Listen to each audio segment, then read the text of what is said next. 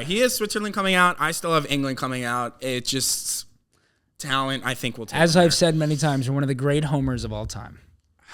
Welcome back to Yanks Abroad. The group stage of the Euros finished just about 20 minutes ago, so we are going to preview the knockout stage, where some interesting results in the group stage has made a very interesting knockout stage for us. And then we're going to finish with a team of the best players available from the teams in the tournament, but you can only take one from each team. That'll come at the end.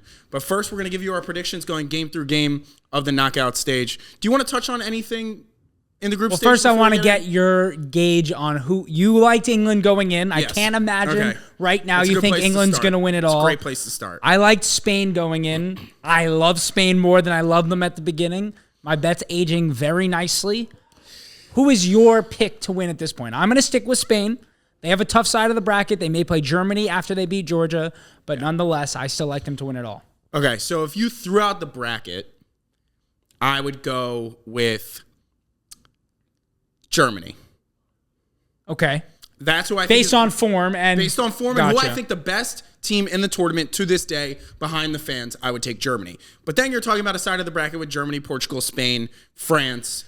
I mean, Belgium, if you want to throw it in there, but doesn't actually matter. Worst team left. And then it's like, you look at that other side of the bracket, and it's like, they don't play fun football, but what they do is, I guess, draw and win. And, like, if England plays the way they've been playing, which is what Southgate sets them up to do, which is just to win knockout matches, there's literally no excuse for England not to make the final, because I don't think Italy is good at all. No. And, like, is there toughest competition on that side? I like Netherlands, but they haven't looked good thus far. I liked Netherlands a lot coming into this tournament, but you look at it and it's like, if England don't get there, before they were on a collision course, France and England, to meet in the semifinal. Correct. And it's like, does Southgate get fired if they lose to France in the semifinal? If Southgate does not make it to the final, he is 100%. I mean, he's pretty much already said if they don't win, he's leaving. If they don't win the whole thing? Yeah. Oh, wow. Okay. Pre-tournament, he said that. But now I think it's a clear failure if they do not make it to the final. He's got to be gone. So is England your pick? England is my pick just because of probabilities, I would say yes. So because of the side of the bracket they're on, you feel to be in the final, and then you feel like you have a good enough pick. Because England, they'll get to the final. To say they'll beat whoever comes out of the other side is one thing, but to predict who's coming out between Germany, Spain, Portugal, and France is so difficult. I mean, I bet right now, I haven't looked at the betting favorites, but they're probably the betting favorite to win strictly because of the bracket side that they're on, which is nuts because they've looked like maybe not even a top 10 best team of the tournament so far. Yeah, I mean, it's been brutal. You could argue there are teams that got knocked out who have played better football than England have played at this tournament. I mean, it's to your point about, I know you want to get deeper into this about third place teams getting through, but like they got the 3 points against Serbia. It didn't look good in that match anyways. Horrible. But then after that, they just know. Meanwhile, the craziest thing about that 1-0 winning at Serbia is Serbia was horrible against the other two teams. Serbia was one of the worst teams at this tournament, and England barely beat them. And made them look like a good side. After that goal early on, it was like, and even the goal, Saka played a fine ball, got deflected into the path and whatever, England created almost nothing else the rest of that game, and Serbia were horrible. Horrible. I just genuinely... For a front four combination, they obviously all didn't play at the same time, of Tadic, Jovic, Vlahovic, and Mitrovic. The fact that they can't create goals, and with Kostic out, is insane to me. No, it reminds me of I don't know if it was Poland or Austria, maybe 4, 6, 8 years ago in a couple of major tournaments where you look at the roster and okay, this is a real roster, and they could not do anything. Yeah, and Lewandowski, you're okay, they can defend, they can attack, but just couldn't get anything together. I guess that's a managerial thing. International football is obviously so strange with that. You get so much less time, and you don't get to decide the profiles of your team the way you do. But just before we get to the third place thing, you can admit when I said 6 months ago, no matter what form Rashford's in, he needs to be in this squad. You get what I was saying now. Yes, my only thing is they need an outlet out on that left side. And is Rashford better than Anthony Gordon in a vacuum? Sure, but if he's not going to play Gordon, was he going to play Rashford?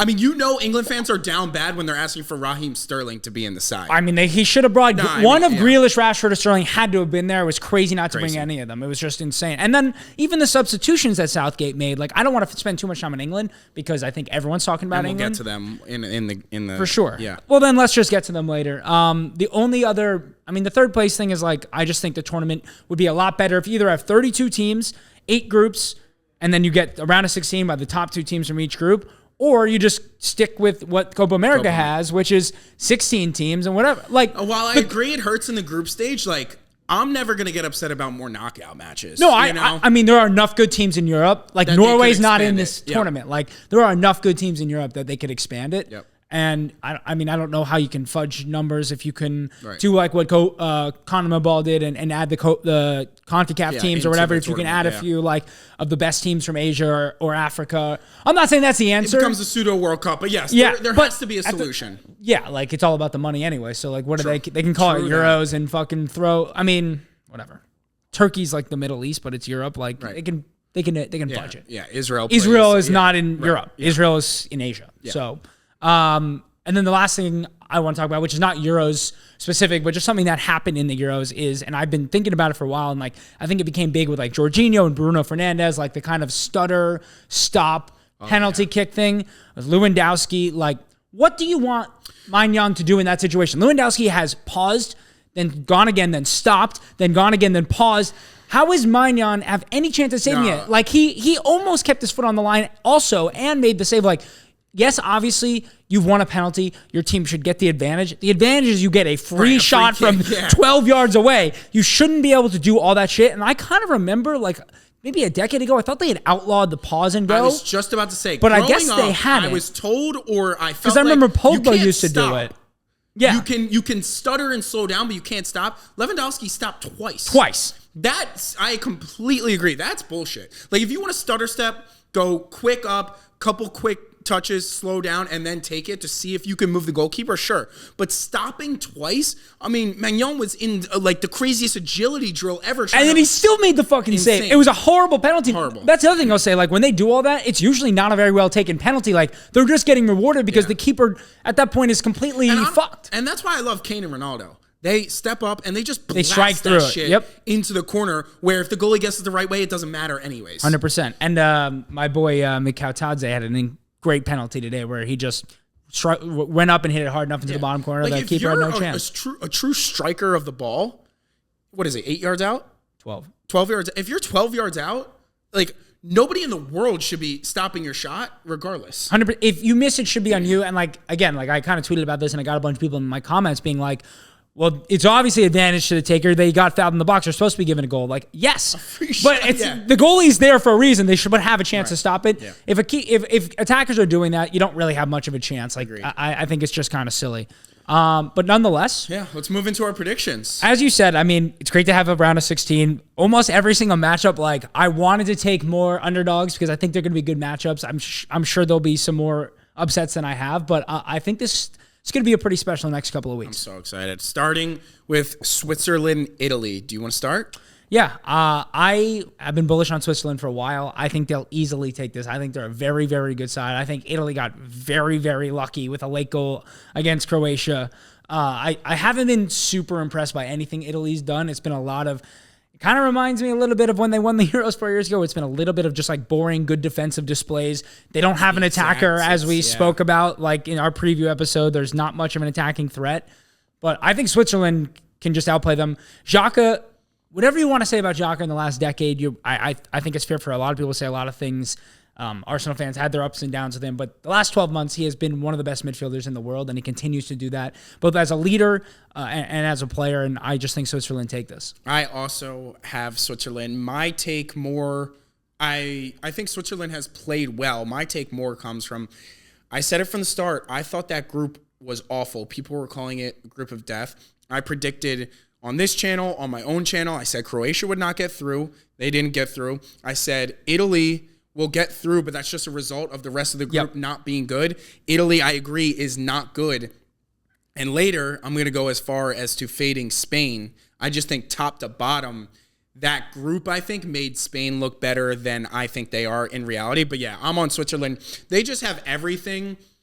Like, you start with Sommer in goal, ultimate veteran. Akanji's, like, honestly, maybe one of the most underrated players in the entire like he's world. not world class, but he rarely puts a bad shift in, and he's very good. And they have other good defenders surrounding him. Yeah, and then I mean, I saw something. Sorry to interrupt you, but Ricardo Rodriguez is only 31 years old. I was like, he's been playing for. I don't remember a time when Ricardo Rodriguez was not playing. And then that midfield of Xhaka and Freuler like is real. Dan and Doy has. They have great. Yeah, have great attacking options. And then Brill and Bolo, who feel like has fell off the face of the map. Great finish when he dinked it over the goalkeeper, and obviously Shaqiri's finish. And Vargas has been good for them as well. I think they have a really good side, top to bottom, great spine. I'm taking Switzerland to beat Italy. Like we said, they have a bunch of 6 to 7s out of 10s, and no one who's and they have good rotation and depth. Like they're not going to get like Croatia in that match just got tired at the end. Like I don't see Switzerland getting tired in this match. No, none of he's tried all the strikers. None of them have been great. Chiesa hasn't picked up the form that he did. The only one who's really, really a standout has been Barella for me, who I thought has. Well, and Calafiore has been incredible as well. So we're both on Switzerland, which moves to England, Slovakia. I'll start. Go. Slovakia, I think, is the worst team left in the tournament. Yeah, I mean, England literally couldn't have gotten a luckier draw after being so horrible. This is my point. It's like I'm not high on England, but first off, congrats to Phil Foden having another child. 24 years old, 3 child. We have 0 combined children. He has 3. But congrats to him. England is going to walk over. I mean, they are going to walk over. Can you really say that? For sure they're going to walk over them? They're going to walk over, not in a 4-0, but walk over as in Slovakia is never going to look like they actually have a chance and they'll win 1 or 2-0. That's what I think. What do you think? I mean, I agree, but I think it's not as simple as you go up. England scores, and it's the worst thing that happens for them. They just get into a shell. I don't know if you saw that graphic of the average starting position of players after they went up 1-0. Their heat map after Saka's the furthest player forward, and he's still in his own third. Yeah. I mean, it doesn't make any sense. Southgate is seemingly completely incapable of figuring out what is the right profile to play where. He starts Conor Gallagher over Trent. So I personally thought that was the right decision, which after ended up watching not it being the decision. Here's your issue. Yeah. Declan Rice is an excellent player. He is not going to be the most progressive passer on the pitch. That is not his role. He doesn't give the ball away, which is completely unfair. Yeah. So then that's why you put a Trent next to him. You put a progressive passer next to him. That's what the thought of putting Odegaard next to Rice is. You put someone else in the phase 1 of build-up who can be the progressive passer. That's the concept of putting Trent next to Rice. So then you take Trent out and put Conor Gallagher in, who is just basically an engine. He's a ball carrier, but he can't do any of that kind of passing. And then the entire passing map, if you looked at it from that match, was a complete disaster.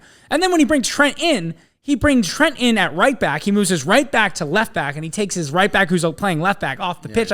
None of it makes any sense. Joe Gomez, who played left back for Liverpool all year and was pretty good, better than any of the other options he has at left back. Trippier has been a nightmare over there. Trippier and Foden and Bellingham all are trying to stand in the same place in the entire match. So that forces then Foden to be all over the fucking place, and no one knows where Foden... Shaw? No, but which is even crazier. You brought one natural left back who you knew couldn't be fit. Okay, I asked, is it insane, with them being on this side of the bracket, would it be literally insane to play Bukayo Saka at left back? It's not insane, but it doesn't make a whole lot of sense because I don't know if you remember in our preview, I said there's a chance Saka will have to play left back. I was going and just looking back at some of the games when he did play left back a little bit and looking at our heat maps to see what his where he really was on the pitch. And what Arteta did when Saka played left back is basically Granit Xhaka played left back out of possession. So unless you're going to do that and have Declan Rice, who's playing as kind of your 6, come in and out of possession and defensive structure, come in and play left back, Saka is not defensively strong enough. And then you're putting Guehi on an island, which I think is okay against Slovakia. But you don't really need to take that risk. That shouldn't be the answer. And then also, why are you taking the player who's probably created the most over the course of the 3 games between him, Bellingham, and Foden out of his preferred position? If anything, play Saka on the left wing. If you want an outlet on the left wing, Saka can play left wing. He played left wing his entire academy days. When he played, before he moved from to right wing, he played left back, then he played left wing, and then play Foden or Palmer on the right side. Saka left back just doesn't make sense. So we have 3 game sample size. I've gone back and forth so many times on what I think is What is the best 11 for England going forward? Just run it through. The back four stays the same, except I would remove Trippier and put Gomez in, and I would probably play Trent over Walker, to be honest with you. Okay, so when you said the back line I changed my mind. Run it back. If it's me, well, here's the thing. You're asking me, not what Southgate's going to do. I'm asking you. What's your best 11? My best 11 against Slovakia is Pickford. No. For the rest of the tournament. Up until the final. Up until the final, yes. Up until the final, I'm going Pickford, Trent, Stones, and Gahey have actually been good. Yes. Joe Gomez. Okay. Rice. Yep. Mainu. Saka. I'll go, Saka, Bellingham. Well, then you're stuck with Gordon on the left wing. Like, I don't really think the best, like, as much as Anthony Gordon deserves a chance, I don't think the best 11 in your knockout round is a guy who's really never played for England. Like, that doesn't make sense to me. So it's probably Palmer, Bellingham, Saka, Kane. Foden doesn't get in the 11. I mean, I'm not I know it sucks that I have to say this because you're going to call me a Foden hater, but Foden has been horrible. There's nothing that says he needs to be in the starting 11. He hasn't scored in 10 straight matches this season for England. At City. He has not scored or assisted in 10 straight matches for England. He has 4 goals total for England in his career. There's nothing about his form for England that says he should start. Against all these bad sides, if you're going to set up sort of negatively, I feel like that gives me the freedom to play more creative players. I would go Pickford. I would go Trent. You don't need Walker now. No. And Walker is offering nothing going forward. That's what I'm saying. And his assist was a botched assist that was awful. He should have hit Trent, 2 other players well earlier on that. Trent, Stones, Gahey. I guess Trippier. Like, it's so bad, that left back spot. And then I don't know why he still hasn't tried playing Bellingham at the 8. I just don't understand. So I would go Rice, Bellingham, Foden, and then put Saka out on the left wing, Cole Palmer on the right wing, and Kane at striker. I know you're not going to want, because then you're playing kind of a 10 at the 8, a 10 at the 10, and a 10 at the I just think you can't get all 3 of those guys on the pitch together. My only thing is, based off of Cole Palmer, his cameo, he looked the best out of any England player. He did. He really did. He looked great. I mean, I think when you come on and the other teams played for 80 minutes, it's a little bit easier. But that's not true, though. Because so many other super subs have made no sort of impact when they came on for England. He's the only... Everyone wants to... It comes out to the right wing. Let's filter it back through the midfield. Get it through the left side. Let's see if we can get into that 10 slot to Foden or Bellingham. Gets in, right back out. Let's keep just going in a fucking U. No, I think Palmer and Saka are the... wanted to take someone on. Palmer and Saka are the correct starting right and left wing options. They're the only 2 people who have tried to take anyone on the whole tournament. Saka isn't even taking people on enough. He is taking people on all the time. I don't know. He leads the entire squad in every single attack.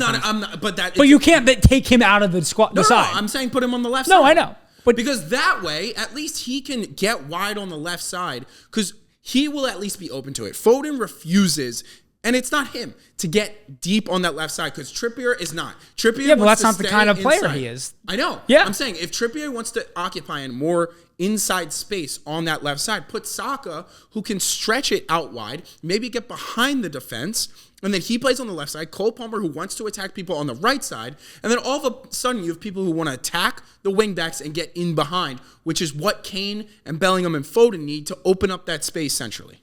So that's why I think Saka needs to go out left. Yeah, no, I mean, I think Saka out left makes sense. It's nonsensical in a lot of ways, but it for some reason doesn't make sense to take one of your best players out of his position to accompany other players, but I think it balances out the problems because the left side is a mess. They get nothing from it the entire match. I mean, if you look at their heat maps, the 3 players who play on the left side are all standing in the same place the whole game. Yeah, they do nothing. All right, that's anyway. We have England. We both have them winning. Correct. Do you think it'll be? What do you like? I don't think it'll be comfortable. No. Okay. I mean, if it's 1-0, I don't care what the state of play is. That's not comfortable. Yeah, fair. All right, Romania, Netherlands. Romania. Really? Romania have been excellent to me. Netherlands have been super... I mean, Netherlands played a friendly against the 4th Division German side today. Is that true? That is true. I didn't know that. Yeah. Wow. I didn't even see that on Twitter. Yeah. They were that unhappy with how they've been playing? Koeman was like, we're setting up a friendly. What was the result? I think they won 4-0. something like that. Weghorst scored 2. Get confident. 5-0. Okay, maybe. so that was about to be my point. I think they're rotating a lot, and he was trying to figure out what. Because similarly, you've had 4 years. Sorry, you need to have figured it out before we got here. Obviously, they lost Frankie. They lost Frankie. Losing Frankie was massive. The midfield's a bit of a mess. I like Ryan Deers. They had to hook Veerman 33 minutes into that match. Reinders has been good. They tried Frimpong out on the right side. Then they dropped Dumfries and brought on Gertruda, which I thought was insane. Dumfries, I thought, has been one of their best players. Yeah, they're trying a bunch of things. I think they're going to have it figured out, and I'm actually bullish on this Dutch side. I think it's a Netherlands-England semifinal. I think a small country is going to do something special. This seems like a time when they could. Romania are not afraid to get forward when they have the ball, when they have an opportunity. Yeah. All it takes is one chance. And that great Dutch backline hasn't looked great. Van Dijk hasn't looked great. Van Dijk has looked good. I don't think the people... He was at fault for the 2 of those Austria goals, just watching. I mean, they give up 3 goals to Austria. Like, that's not how Austria win a lot of matches. That's not good. The goalkeeping hasn't been great. They're just not great. What I think is, I think Weghorst needs to be the starting striker, and I think if you want to play Frimpong out on that right side, and then you have Dumfries and Frimpong whipping and crosses to Weghorst, I think that is a sustainable attack. And especially, I think the difference is you have Xavi Simons in that 10, and then Gakpo looks fantastic. He's the only player. Him and Simons have both been great. Everyone else, I think, has been subpar. So if you have Gakpo and Simons who can create and get goals there, and then you have Frimpong and Dumfries on the right side who can just whip crosses to Weghorst, I think that's a good setup, and I think Reinders has looked fantastic the entire tournament. Yeah, I like Reinders a lot. I think he's a player that nobody really talked about coming into this tournament.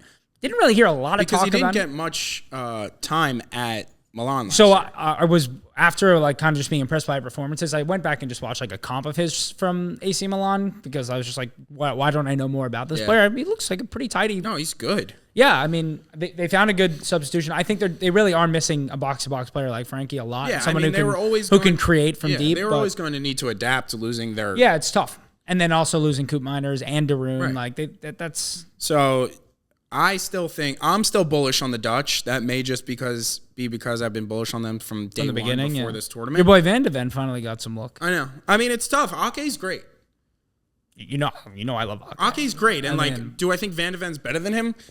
Probably not in the Dutch setup. Ake's playing left back, so Van de Ven hasn't played enough. I mean, he hasn't played enough. He actually looked really good when Udogie went out and he played there a couple times. But yeah, Ake plays more consistently for City, so he's obviously more prepped. I mean, rest Van de Ven, I'm more than happy. I mean, I wish Saliba wasn't playing. I mean, he barely has to do anything. They're just as boring as England. All right, a fun one. Austria-Turkey. Because the winner of this, if you think Romania wins, has a very good chance of making it to a semifinal. So I have Austria because I think coming into this, I didn't quite realize how good Austria was. Me too. I slept on them a little. Like, they have lost like once in the last 18 months or maybe even longer. Their pressing is so fucking good. Like, national teams, you don't usually see pressing like this because you don't have the time to work on it. I mean... Maybe Ralph Rangnick is the genius all the United fans thought he was going to be when he came to Manchester United. Like, the way that they're pressing the ball and winning the ball back high up the pitch, they're going to continue to score goals no matter what. Like, they may leak some goals, and he's okay with that. Like, what they did to the Netherlands is they just suffocated the shit out of them, and I think that Turkey just won't be able to handle that.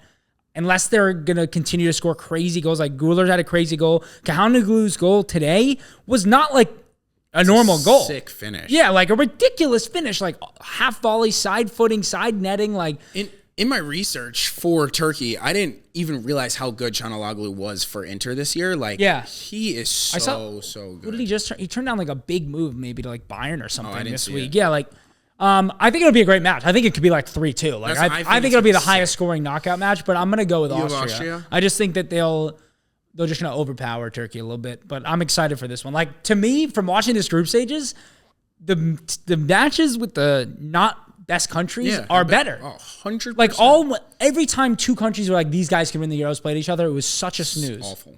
Yeah, I think I'm going to go with Turkey. Okay. I really think, like, for me, the group stage is more of a team thing, and I'm not saying the knockout stage isn't. It obviously is. But, like, the knockout stage is when, like, one guy steps up for you and, like, wins the match for you. And I think between Güler and Çalhanoğlu, they have more match winners. By the way, did you see everyone said you had that pronunciation of Chanahoglu perfect? I think that's what, based off of FIFA, that's what I've been, because I wasn't sure what you just went for when you said his name then. I said in our preview, I don't know how to say his name. Yeah, I know. So between him and Guler, like, maybe this is stupid, but I just don't. You're right. The press gives them so many opportunities, but I just don't see Austria continuing to find as many goals with the actual players. They're just finding them from different players. And Sabitzer did this exact thing with Dortmund in their Champions League run. So, like, it may be dumb to doubt them, but yeah, I have Turkey. I think, like, a Chanaloglu free kick, it might be like the 2-1 winner. I think it's going to be great either way because those two teams both, like, Turkey, when they get the ball and want to get out in numbers, they will. They're not great defensively either. No. Yeah. And Austria will probably leak, but at the same time, Austria is going to press the shit out of them. So, amazing. Like, I just think it could be back and forth basketball, Liverpool type situation. Tuesday, July 2nd at 3 p.m. July. I'll be watching that. Excited, yeah. Yeah, I am actually free at that time. All right, so that is the one side of the bracket. That's the easy side. I mean, we can just quickly go through it. Who do you think wins? So you had Romania versus Austria. Who do you have winning that? Austria. So, and then you had England and Switzerland. Switzerland. So you have a Switzerland-Austria semifinal. Hell yeah. That's sick. That would be incredible. By the way, those two teams are playing as well as anyone in this tournament right now. They deserve. And who would you take in that match? We'll get deeper into it when it comes around, but just I think I'd take Switzerland. I was bullish on Switzerland when we did our first preview in December. Yeah. I'm bullish on Switzerland now. Granted, Xhaka just like he seems a little destined for like greatness in the last 2 years. Xhaka's been great, but you're stretching a little on the Xhaka thing. He was the best midfielder in the Bundesliga this year. He won the award for best midfielder. No, he's great. All right, he has Switzerland coming out. I still have England coming out. It's just talent. I think we'll take. As I've said many times, you're one of the great homers of all time. I don't know if that's being a homer. They're probably heavy favorites. They are heavy favorites. Yeah, so like. Well, they should be heavy favorites. That's what I'm saying, and I think honestly, whatever their number is probably like higher than it would have been had they not been horrible. If they were this side of the bracket, there's pretty much no excuse for them not making the final. That's what I'm saying. They should be like plus 175 to win at this point. And I think next will be like plus 500. Like I think Spain. I think it was like plus 380. No, I'm saying on that half. Like I think they'll be clear. Yeah, like I might take Switzerland to win. All right, so to the real half of the bracket that is going to be absolutely insane. The fact that we can have quarterfinal matchups of Germany, Spain, France, Portugal is sick in the head. That is, I didn't even process that. Yo, it's going to be insane. All right, starting with Georgia. Starting with Germany, Denmark. Obviously, I touched on it. I think they're in the best form, and I've actually been so anti the Danish side. I mean, we talked about this like 2 weeks ago. Like, Denmark can't score goals. Like, even if they don't concede, like, their last 6 matches, they've never scored more than 1 goal. Every single one's been 1-0 one way or the other. I think this is something that we talked about early on the pod about Højlund, is he's a good finisher and, like, gets active around the box, but he's not really helpful in the build-up play. So, like, when you don't have a striker who is making the play happen and more can finish off of the service and stuff, and he's not really getting that, I think Germany 3-0 over Denmark. Yeah, I think it'll be a walk in the park. Because I think Germany will find a breakthrough in the first half. It'll be 1-0 at half, and then Denmark will have to come out of their shell. I mean, Germany have really looked very, very good. Germany is. I just think Füllkrug has to start. And I was a big Havertz. I just don't think there's a world that he starts, mostly because of how good he's been coming on as a substitute. Yeah, no, I think there's scoring 2 goals as a substitute, without a doubt. Like, you're not. I love Havertz. But maybe it's the 60th minute and not the 80th. No. But sure, like I love Havertz, but you're not bringing Havertz on because you absolutely need a goal. Oh no. And like Füllkrug, you bring on because you have like. No, I don't hate. I think like it's also to your point about Weghorst. So like they bring Weghorst on, he gets a goal. Like that's the kind of striker he is, and that's fair. Fine. But it's a balance. It's like you see France doing it with Giroud right now. He didn't even play in the first, like... No, like, it's not working, but, like, they're bringing Giroud on in the 75th minute, try and get a goal. Yeah, I think Germany walk through Denmark 3-0. You with that? Next. All right. Anything positive from the Danish side to say, or no? Christian Eriksen looks really good. Yeah. Which I'm a little surprised about. Like, he didn't play much at United this year. Well, he did. He was just in the wrong... He wasn't playing the 10. The 10, yeah. He was playing in a pivot with Cass. I mean, making them two play a pivot with Bruno Fernandes, who doesn't want to come back and defend, was like I mean, that's why they gave up the second most shots in Europe's top 5 leagues. And that's why Ten Hag got a new contract. Apparently. So excited! I had my buddy who's a United fan was over last night, and he like cheered me. He was like, "Well, we won the FA Cup this year." I was like, "I was rooting for you to win the FA Cup. Like, I want Ten Hag to stay as long as possible." And it's like, if you give Eriksen that freedom to be like, "You're the 10." you don't have much defensive responsibility. Just do what you can and make chances for us. Like, yeah, he's obviously still going to be good. By the way, Ten Hag for the England job? You think he has one more year at United and then goes and does the England job? I don't know. Why? I think he could be good with this squad. Anyways, Spain, it was just Georgia. a thought I had the other day. Spain, Georgia. Well, you know I love Georgia, but Spain's where my heart is at this tournament. I mean, I think it's going to be closer than people think. Like, I think Georgia will get a goal. Georgia have seemingly found ways to get goals. Kvara and Mikhail Tadze. I keep looking at my phone because that. Is that how you say it? I think so. Because I can never remember where the K, T, D, and Z go. But no one's judging you. They have found a way to link up anytime a ball gets loose and create a scoring chance. Like, they're actually probably underperforming on their XG, which is insane considering the amount of goals the two of them have created. Right. I think they'll get a goal. But I think Spain has just been unbelievable at finding their best players in their best positions, which is what a lot of the good teams have been struggling with, like Belgium and England.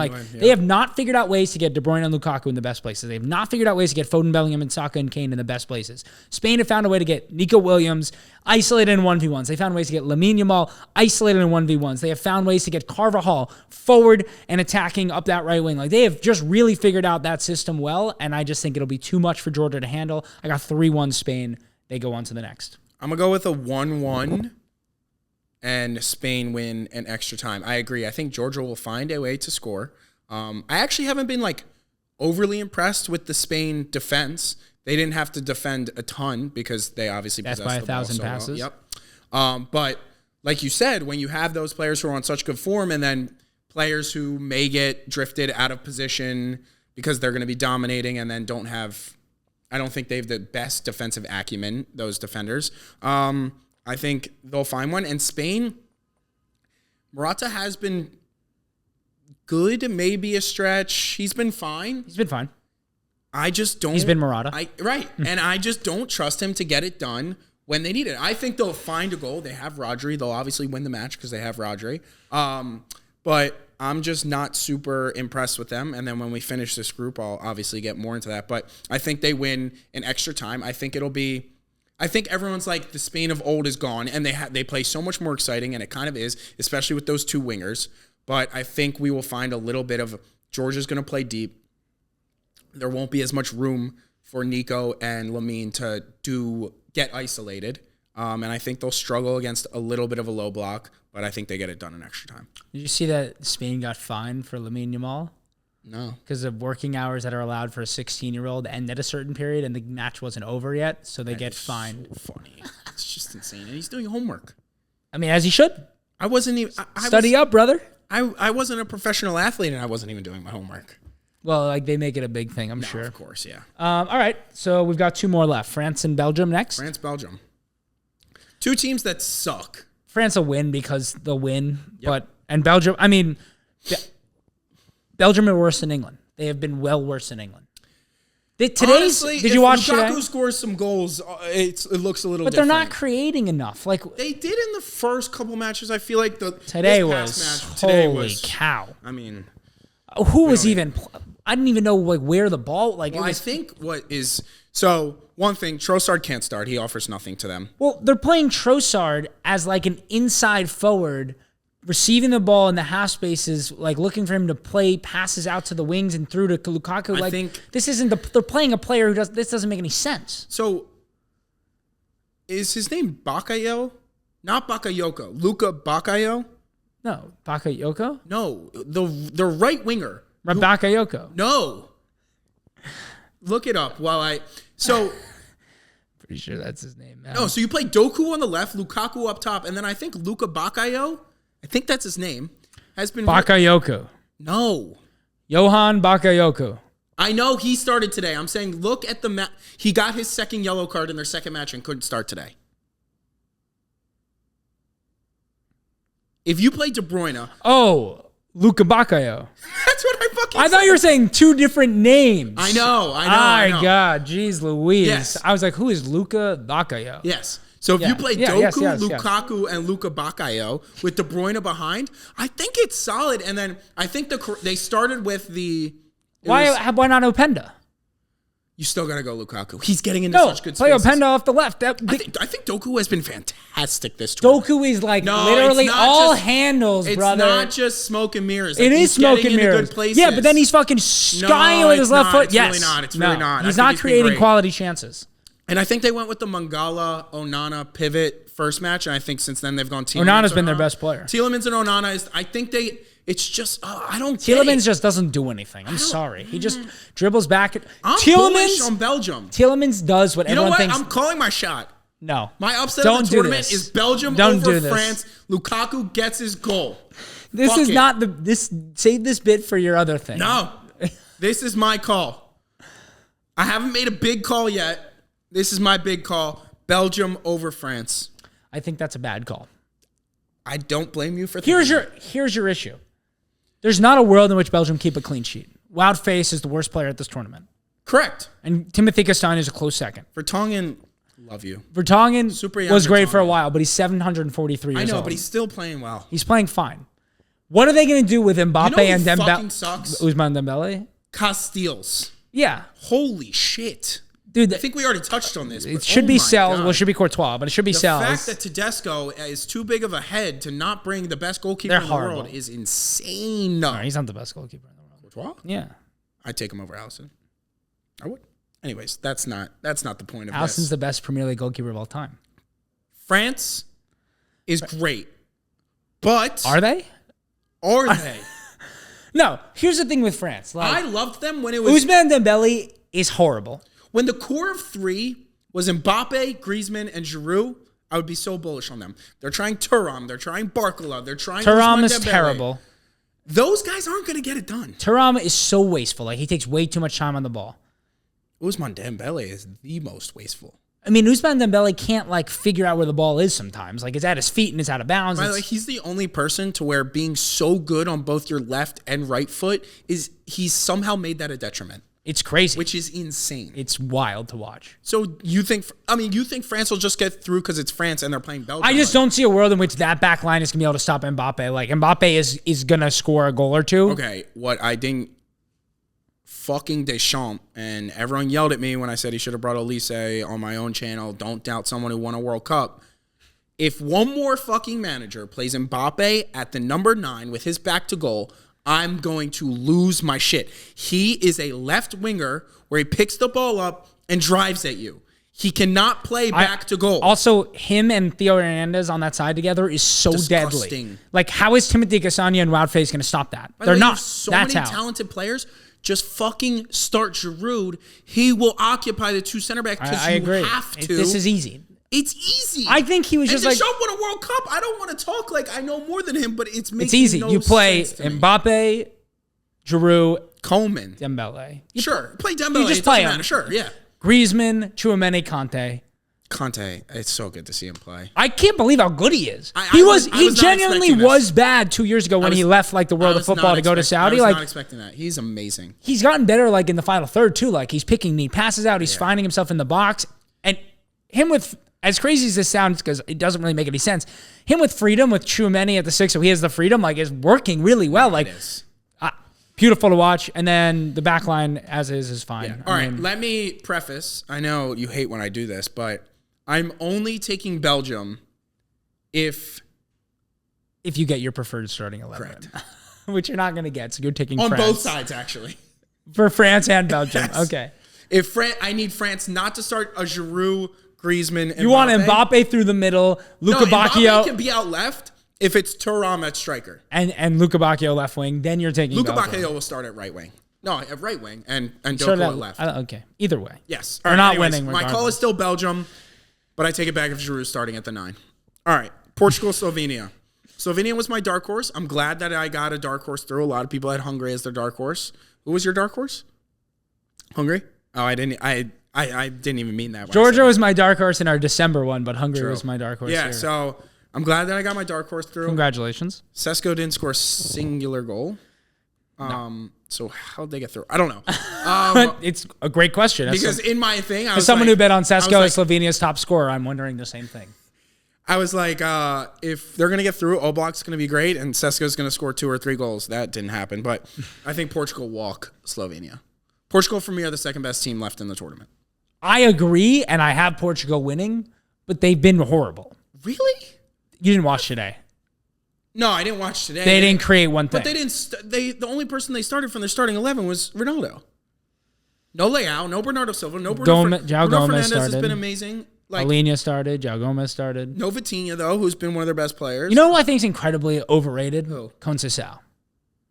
Oh, I mean, like... No, but like after that goal he scored, Right, sure. everyone was like, bring me Conceição this summer. Like, brother, you've never watched him before. Right, yeah. I promise you, because I had never seen him before our leg with Porto, and he was just really not all that good at any point in those matches.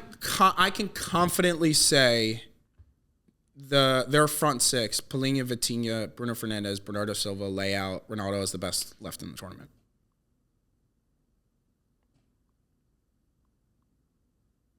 I would take the Spain front six over that, personally. The midfield is much better for Spain, in my opinion. Much? I mean, Fabian Ruiz has played incredibly so far in this tournament. But Vitinha is better than him. In a vacuum, in club football, yes. In this tournament, no. Bruno Fernandes is better. Than Pedri? Yeah. Right now. And I hated on Bruno Fernandes. I didn't think he shouldn't have You're been not captain. going to see me defend Bruno Fernandes at any point. No, I'm not here. Like, I actively shit on him multiple times for United because I think in a... Would you rather have Nico Williams or Leao? So I'm just saying, like... Nico. Yeah. But then I'd rather have Ronaldo and Bernardo Silva. Yeah, I mean, it's tough. Whatever. I have Portugal. Yeah, I got Portugal winning. Portugal. Easily, yeah. All right, Slovenia's so not going to score. So. We both have Germany, Spain. You're going to have Spain. I am going to have Spain. I have Germany. That makes sense. I think that'll actually be That'll be a good one. That'll be a great one. And then let's assume it's France-Portugal because I have Portugal beating Belgium if it's Belgium. I think let's talk about the Portugal-France matchup. Like, the fact that we're getting Spain, Germany, and Portugal, France is insane. And then we get to see the two winners. When is that? That's going to be a movie, dude. July 5th. On the same day? On a Friday. I'm taking July off 4th work. weekend. You're not going to have to take off work. You're going to be away. I'm going to be in fucking Chicago. God damn it. Really blew the bag on that one. Yeah. I mean, we're getting a Germany, Spain, France, Portugal. It's going to be crazy until Belgium knocks off When France. it's Denmark, Georgia, it's going to be nuts. Yeah, no. I mean, I'll have Who do you Spain. have? Portugal, France. France. And then France, Spain? Yeah, and then so Spain, Switzerland. So final. what is your theory constantly for them beating Portugal and them beating Belgium is it's just France, but why does that change with Spain? Just because you think... Because Spain actually is playing well. Portugal is too. They're not playing well. They didn't play well today. They played horribly against the Czech Republic. They scored 2 late bullshit goals, and the Czech Republic were the second worst team at this tournament. But they looked good against Turkey. Turkey are just like a little bit of like harem ball. Like they're just fucking crazy. Like shit's just going nuts the whole game. Yeah. Like that's not a racist thing. Like I've watched all 3 of their games. Like it's just a little bit of madness. So and like you have Spain, Switzerland, and you obviously have Spain winning that. Yeah. And I have Spain. You have Germany. I have Germany, England, which I think was my original prediction on my TikTok, not on here. I would take... You're just like hedging. You have different takes. Everywhere. I get my takes here and my takes on my personal. No, but Slovenia was my consistent dark horse, and England was my consistent winner, and that's both... I mean, I'm going to take Germany to beat England in the final, but I'll be, unfortunately, pulling for Kane again in that final if it were to take place. Yeah. All right. Who's been your best player of the tournament, real quick? I'm just curious. Like, I don't have the answer. I'm just looking for right now. Like, I think I know my answer. I think Musiala's been the best player at this tournament. Too. I think that's pretty, like... Is that, yeah? Like, he's gotten the goals and he's got the stats, right, and he's been pretty incredible. By the way, was it last year? Conte's a close second. Yeah. Was it last year or this winter? Was it last summer or this winter when Musiala was being talked about as, like, he's free to go? This winter. What the fuck? Because everything with Tuchel, everything was just blown up. Like Kimmich was out the door. He was leaving. Like everyone was leaving. Jin Min K, whatever. Kim Min Jae. Kim Min Jae was leaving. Like everybody was leaving. That was amazing. I knew it wasn't right. I just couldn't figure it out. If you had the opportunity, I know he wasn't going to go in the winter, but like looking now, if Bayern were to sell Musiala, how much does he go for? 100+ million. No, I think he would be outside of... He always would have gone for that. It was more so just like he was going to leave. No, I think he should be like, what's the most expensive How much did Neymar go to PSG for? 222 million euros. Okay. All right. That ruined the whole market. Yeah, okay. Who's the most reasonable transfer? Like Rice was 105. Like, I think Like Musiala's... Caicedo was 110. Like, Enzo was Musiala's 115. $130 million transfer. Yeah, I mean, depending on like... it also helps that his wages are so low. That makes his transfer fee go up. I mean, it also depends, like, are his agent fees out the ass? Because that, like, there's so much shit behind the scenes. That's why, like, I always say, like, the net spend thing doesn't make any sense. Like, we're not taking into account anything other than just this random dollar People don't amount. look that deep. They just want to correct off of big but yeah, numbers. I mean, you heard me saying for the last 6 months, I would do anything for him. If you could start a team, like as if we're in franchise mode, who do you take over him? You take Mbappe over him? Yeah. I take Mbappe over him. I take Mbappe over him. I take Saka over him. Is he third though? Like balancing. I might take Foden over him. Yeah, I would. I like to take like. I think Mbappe. I think taking Premier League proven players is something that I'm more interested in doing. If I'm starting a franchise, assuming I'm a Premier League franchise, the Super League was made. So it's essentially just the champion. Like, you're just trying to create the best team, not worried about Premier League tactics, not worried about Champions League tactics. If this fake Super League... I'm taking him over Vinny Musiala. The way Vinny and Jude... I can't speak today. The way Vinny and Jude are playing for their countries this summer is making me take a step back about them a little bit because, like, Real Madrid is Real Madrid. They're, they're inevitable in the Champions League. I think Mbappe is in a class of his own. Then I think it's a Jude, Vinny, Foden, Musiala tier. And between those four under, you could pick out of the hat. I wouldn't care. I think that's how good Musiala is. I'm huge on him as well. He's awesome. I mean, he's been awesome since he's 16. He's incredible. It's just, it's so insane how good he is. I just can't get enough of watching him. He's a very unique player. That's what makes him so fun to watch. He's really not many in the history of the game who, like, not many, there's probably been 20, but that's not many in the history of the game who move the way he can on the ball and off the ball. How old is Strike he? with both is he feet. 21? Musiala? Mm-hmm. I don't think he's that old. I think he's 19. Holy fucking shit. Jamal Musiala is 21. Spot on. All right. Okay. Yeah, that's... You have anything else? Well, we got to do our team of the... Oh, facts. All right, quickly. All right, so what we're doing now is our team of the tournament from teams that are still left. So there's 16 teams left, and you can only take one player from each of those teams. So there'll be 5 teams that each of us don't take a player from. But let's start from the goalie. And you guys comment down below after the fact who won this battle. We did not coordinate on this, so let us know whose team is better. Let us know who your team would be. I think I had a lot of fun doing this because Me too. Yeah. You have to pick who you want versus trying to figure out who you're taking from the best from each. Yeah, I took Oblak in goal. I also took Oblak. Yeah, I figured that was a low hanging one. I took DeMarco at left back. Okay. You want me to go through mine? Yeah, go through yours first. Right. Then I'll do.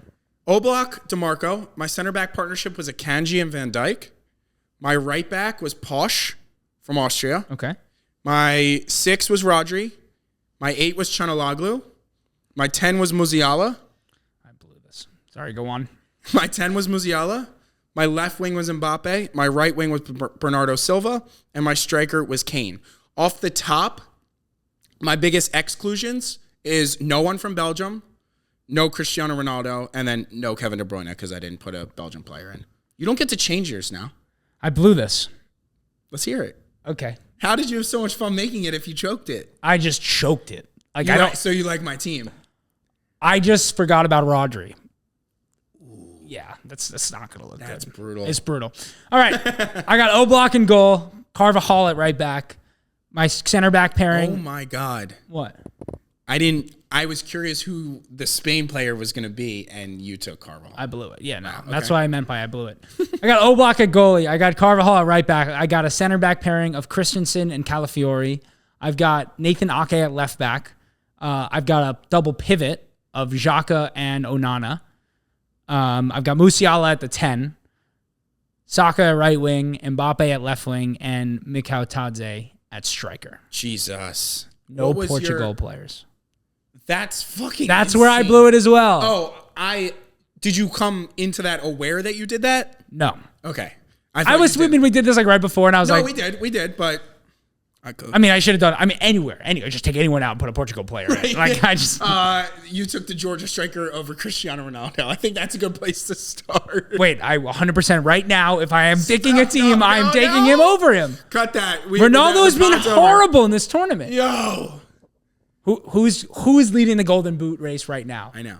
That's who I want in my team. No, that would be fair if you had, because it's like you had Saka, so Kane, whatever. First name on the list, him. He was my first name I put down. All right, let us know who you guys thought had the better starting 11s. Mine has Rodri and a Portuguese player. Will's does not. I have a Georgian, so. Yeah. All right, that is our preview. We will be back after each round, and obviously, if you are a USMNT fan, we will be back for all of those matches, recapping and streaming. So hit that subscribe button. Find us on our TikTok and Instagram, where if you didn't want to watch this whole thing, I don't blame you, and you can find it cut up there for you. And we will see you. When's the US game? Thursday? Yeah, Thursday night. 6 p.m. is the game. We'll be live around 5:45 p.m. talking lineups, what's going on. If you do follow us on Instagram and TikTok, we're going to have some question boxes open for people to shoot us some questions, ask questions there. We will answer them on the live stream. It could be U.S. men's national team. It could be about us personally, which I'm sure nobody has interest in. It could be about Arsenal, Tottenham, the Euros, anything with Copa America. Give us your questions. Come watch us watch the U.S. hopefully beat Panama, and then our recap the next morning. Yep. Hit the subscribe button, and we will see you on Thursday. Peace.